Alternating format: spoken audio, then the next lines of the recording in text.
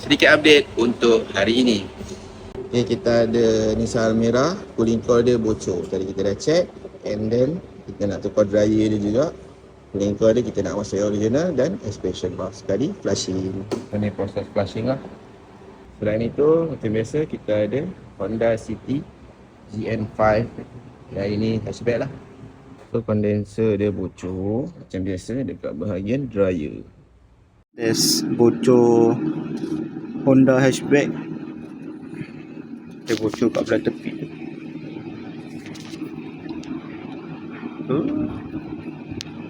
Okey. Lepas tu kita ada Honda CBFC. Kita nak flushing je. Dan ini minyak yang keluar, ni 3 tahun lepas ni minyak kita buat segi maksimum tu. Dah kuning dah, so dia tukar yang baru. so ni proses tukar dryer. Dryer dia kat dalam tu je. Lepas tu kita check cabin filter dia juga. Jom kita tengok cabin filter dia. Mungkin dah setahun tak tukar, so kita tukarkan yang baru. So out with the old, in with the new. So kita tengok yang baru. Okay, dah masukkan yang baru dan kita tutup. Dah tutup, kita pasang balik, tutup dia. Okay, kita dah buka dia punya bumper. Lepas tu kita dah tukar dia punya dryer. Ini dryer asal dia, yang kita tukarkan dryer yang baru. Untuk Almera tak payah buka dashboard, buka bawah tu je. Saya dah buatkan tutorial, ada dekat dalam sosial media saya. Tinggal cari je caranya. Buat sendiri kat rumah pun boleh. Okay, ni cooling coil dia yang lama. So kita tahu bocor apabila kita suluh dan nampak warna hijau. Boleh nampak guys tu. Hijau. So ni bocor lah. So kita kena tukar cooling coil yang baru. So sebab itulah kita tukar cooling coil yang baru. Okay, cabin filter pun kita tukarkan yang baru. Sebab tengok bentuk asal dia. So dia tak cover sepenuhnya cooling coil tu. So kita kena tukar yang baru, bentuk dia lebih baik. Okey, dah nak siap dah, sikit lagi. Okay, yang ini pula Preve. Lepas tu hari tu dia tukar kondenser dengan kita. Beberapa minggu lepas tu tak sejuk. So kita kena tengok dulu kenapa. And then yang first kita nampak adalah macam pada sambungan di kondenser ni.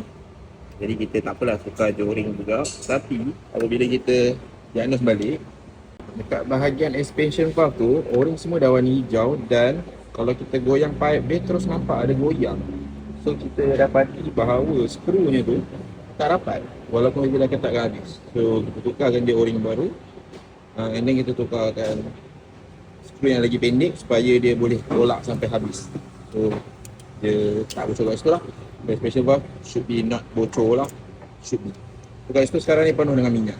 Kat tempat yang kita nak buat tu, itu penuh dengan minyak tu. So lepas ni kita akan bersihkan sepenuhnya minyak-minyak ni kat situ. Lepas tu kita akan lepaskan kereta ni. Yang ni kita free of charge lah. Should be settle lah masalah kereta ni kalau itu je yang bocor. Tapi kita akan buat guna leakage test juga. Di mana mesin ni memang ada kat dalam tu leakage hunting. Dah nampak tu leakage hunting. So kita sambung balik and then kita akan buat leakage hunting lebih kurang dalam 10 minit. Ini o-ring dia yang lama, warna hijau. Kita tak tahu kenapa warna hijau. Ada masa o-ring warna hitam. By the way ni Preve. So, bagaimana nak menggunakan case tu, simple je. So, kita lepas kita vacuum, boleh nampak dia duduk kat situ. So kita kena tengok lebih kurang dalam 5 hingga 10 minit, dia gerak ke tak. So kalau tak gerak, kita kena biari setengah jam, tengok gerak ke tak. So kat sini kita set je lah 10 minit macam tu, nanti dia bunyi. So dia suruh kita tengok dia sekali. So ni kita akan ambil gambar. So nanti kita akan ambil gambar lagi sekali.